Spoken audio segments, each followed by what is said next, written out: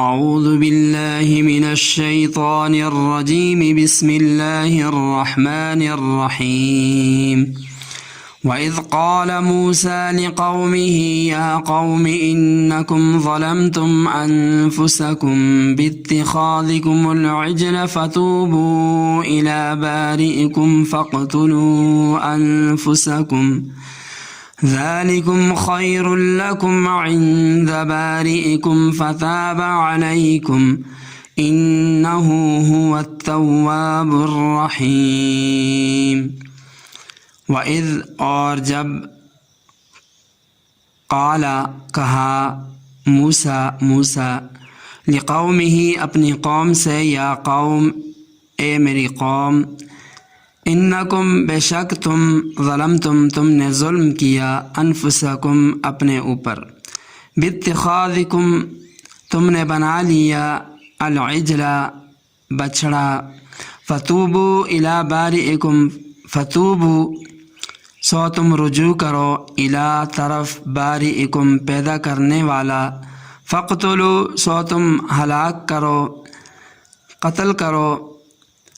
انفسکم اپنی جانیں، ذالکم یہ، خیر بہتر، لکم تمہارے لیے، عند نزدیک، بارئکم تمہارا پیدا کرنے والا، فتابہ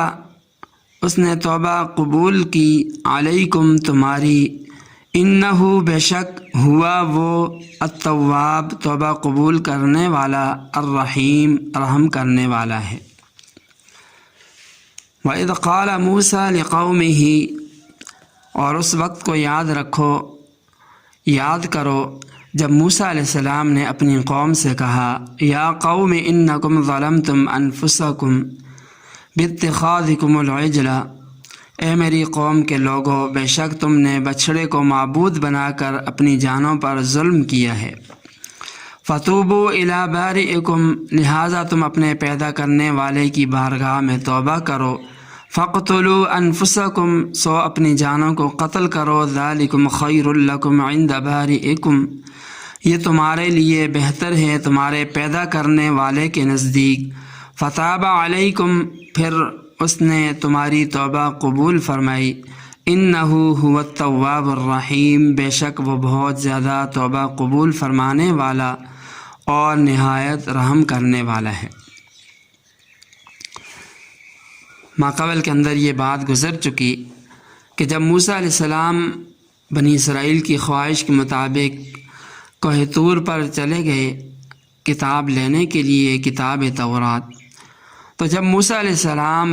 تورات شریف لے کر واپس بنی اسرائیل کے پاس تشریف لائے تو دیکھا کہ بہت زیادہ تعداد میں لوگ وہ بچھڑے کی عبادت کے اندر، اس کی پوجا کے اندر منہمک ہو چکے ہیں۔ اس پر انہیں بہت زیادہ غصہ آیا اور ان کو بت پرستی سے توبہ کرنے پر متوجہ فرمایا۔ ان لوگوں کو بھی حضرت موسیٰ علیہ السلام کے توجہ دلانے پر اپنی گمراہی کا احساس ہو گیا۔ اب ان لوگوں کی توبہ کا طریقہ کار اللہ تعالیٰ نے یہ متعین کیا کہ وہ مقتول ہو جائیں۔ حضرات مفسرین نے لکھا ہے کہ یوں حکم ہوا تھا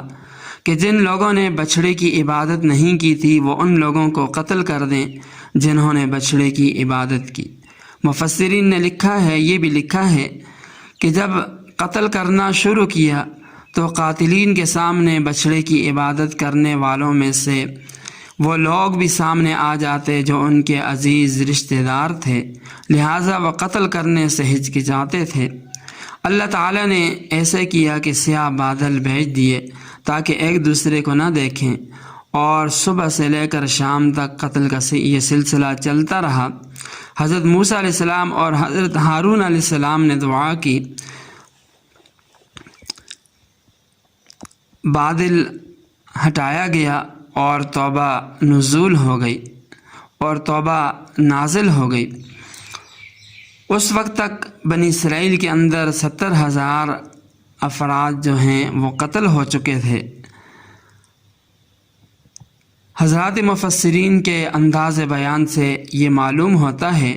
کہ جنہوں نے بچھڑے کی عبادت کی تھی وہ سب کے سب مقتول نہیں ہوئے، بلکہ 70,000 کے قتل ہونے پر سب کی توبہ قبول ہو گئی تھی۔ یہاں پر فرمایا کہ فتوبوا الی بارئکم، کہ تم اپنے پیدا کرنے والے کے حضور توبہ کرو۔ اس میں اس بات کی طرف اشارہ ہے کہ مستحق عبادت وہی ہے جس نے تم کو پیدا کیا، اسے چھوڑ کر تم ایسی چیز کی پوجا میں لگ گئے، عبادت میں لگ گئے جس کی شکل و صورت تمہارے آدمی نے خود بنائی۔ شرک کی سزا جہنم کا دائمی عذاب ہے، اس سے بچنے کے لیے توبہ کر لو۔ اور توبہ کی قبولیت کے لیے یہ شرط لگائی کہ آپس میں ایک دوسرے کو قتل کرو، اور فرمایا یہ تمہارے لیے بہتر ہے۔ یہ یعنی ایک وقتی تکلیف تو ہے جس کا سہ لینا جہنم کے دائمی عذاب کے مقابلے میں بہت زیادہ سہل ہے، آسان ہے، اور اس عذاب سے بچنا تمہارے لیے بہت بہتر ہے۔ یہاں ایک بات اور سمجھنے کی ہے کہ بنی اسرائیل سے گناہ ہوا اور ان کی توبہ کے لیے اللہ تعالیٰ نے کتنی شرائط رکھی کہ وہ ایک دوسرے کو قتل کریں، لیکن امت محمدیہ صلی اللہ علیہ وسلم پر اللہ تعالیٰ نے کتنا بڑا انعام احسان کیا کہ ان کی توبہ ندامت سے اور آئندہ گناہ نہ کرنے کا فیصلہ کر لینے، عزم کر لینے پر اور حقوق اللہ اور حقوق العباد ادا کرنے سے قبول ہو جاتی ہے۔ اب بھی اگر کوئی شخص گناہوں سے توبہ نہیں کرتا تو یہ اس کی اپنی بدبختی کی بات ہے۔ کوئی کتنا بڑا گناہگار کیوں نہ ہو، کفر اختیار کیوں نہ کر چکا ہو، شرک کے اندر مبتلا کیوں نہ ہو چکا ہو، اس کے لیے توبہ کا دروازہ ہر وقت کھلا رہتا ہے۔ سچے دل سے اسلام قبول کرے،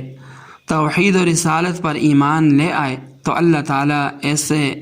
توبہ کرنے والے کی توبہ کو قبول فرما دیتے ہیں۔ اللہ تعالیٰ ہم سب کو تمام گناہوں سے توبہ کرنے کی توفیق عطا فرمائے،